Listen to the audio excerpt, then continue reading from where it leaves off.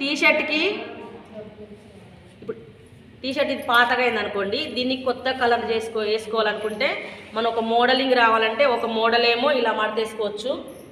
ఇలా మడతేసుకొని ఇలా రోల్ చేసుకుంటే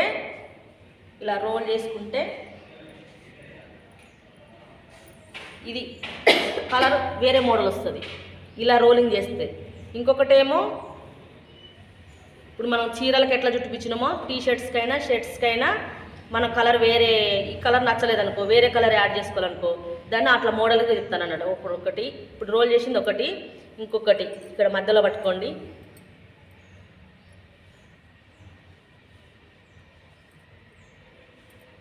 ఇలా తిప్పండి అంతే, జస్ట్ అర్థమవుతుందా?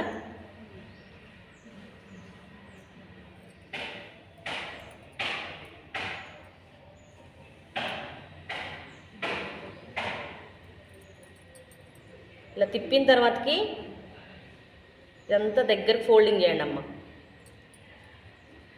థ్రెడ్ ఇవ్వండి,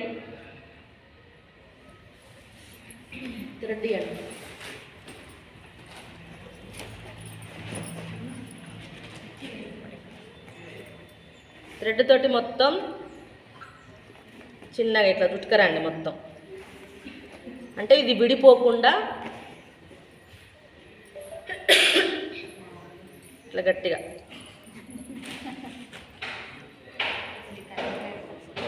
చూస్తారా? సైలెంట్గా ఉండండి, వినండి. ఇది విడిపోకుండా ఇలా చుట్టండి మొత్తం థ్రెడ్ తోటి. పైపింగ్ థ్రెడ్ మీ ఇష్టం, నార్మల్గా ఏ థ్రెడ్ అయినా లేదు, పైపింగ్ థ్రెడ్ అయినా లేదు, నార్మల్గా ఏ థ్రెడ్ అయినా.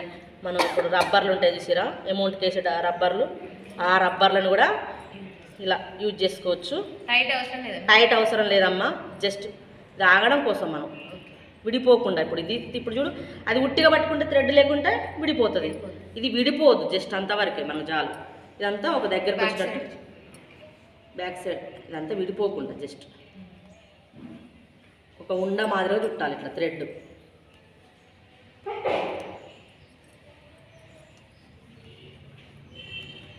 అర్థమైంది? ఇప్పుడు ఇది మీరు కూడా ఇట్లనే చుట్టుకోండి.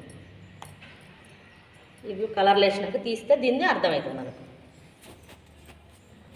ఓకే, అర్థమైంది?